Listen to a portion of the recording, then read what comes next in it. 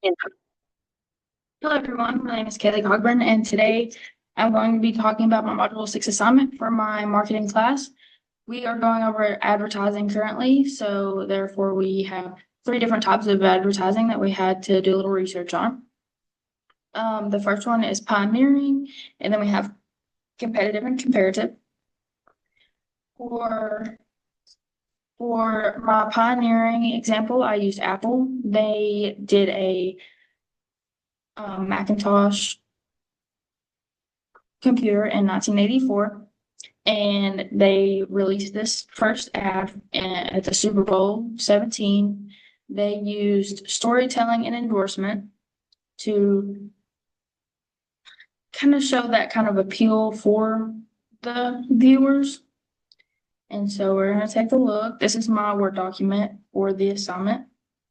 And then, as I said, so this is the advertising image. So this is Anaya Major. She's a professional discus thrower in the 1980s. And by using her, that shows celebrity endorsement. So then more people, like her influencers, sure would want to tune into that. And by storytelling appeal, they went with the 1984 theme, like the book. And here in just a second, we're gonna watch that video and everyone can see kind of what I'm talking.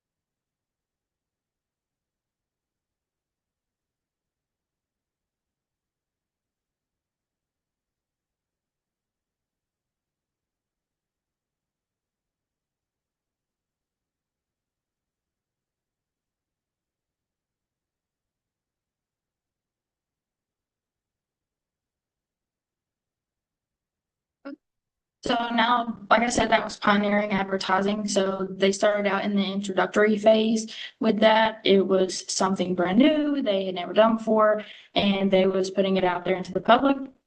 They used the Super Bowl 17 to put this advertisement out there so that way a broad group of people could see it at once.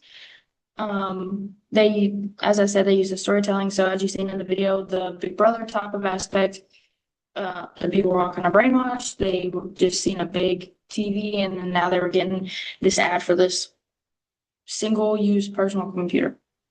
And to move on, we have competitive example. I used Dove. During this is the maturity phase of the product life cycle. They used YouTube and social media to put their advertisement out there along with TV. As you can see, this is the image. So we have three women here. Dove kind of represents like being yourself and being the truest version of yourself and showing how beautiful that can be. So they went all across the world and they talked to different women and they were able to kind of get an idea of like what they need in skincare and body care and things like that. And this is the ad for that one. If it'll go, it's trying. Come on.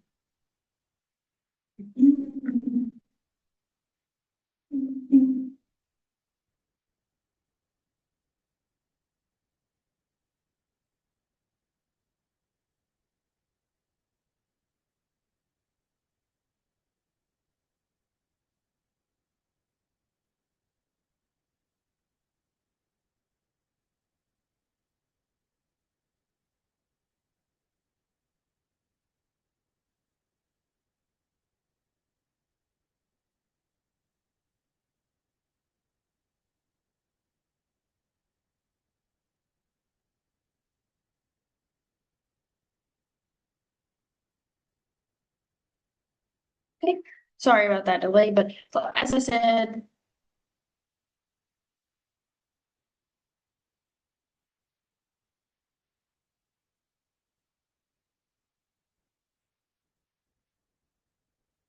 like, so as I said, I apologize about the delay, but this is the ad actually on Dove's website. So as you can see, it says project hashtag show us.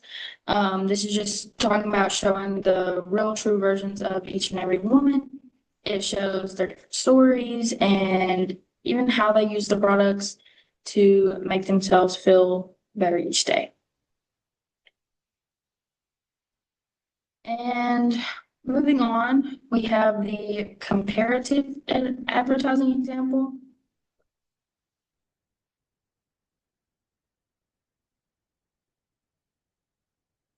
Pepsi versus Coca-Cola rivalry, it's always been a thing.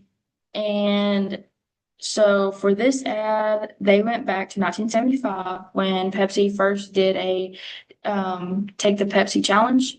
And they went all over. They talked to different people from different perspectives and just different parts of the world or different parts of the United States. And they got to see their perspective on how they felt with Coke compared to Pepsi. And with that, we have the growth phase of the life cycle, part of the life cycle. They use YouTube, in person, and TV for this challenge ad. They are doing it again now in 2025. So 50 years later, they've seen that that works, that brought in a lot of product revenue. So they're marketing that again. And they use promotional and interactional appeal, advertising appeal by promoting their products. They went all around the world, all around the United States, talking to different people, showing their product, asking maybe like what could it use differently, compared to Coke. And then interactional, they were face to face with each time they went out. So that has that hand in hand personal contact aspect. And I think that's very important for making sure your product is out there. Um, so, so again, they went back from 1975 and they seen that it was kind of it was a great idea. And I think as a marketer, it's important to have that face-to-face interaction because even though nowadays a lot of things go on social media or they're on TV and things like that, I think keeping that person face-to-face interaction, I think that's really important to keep. So good job to Pepsi for doing that. But thank you all for watching, and I hope everyone has a wonderful day. Thank you.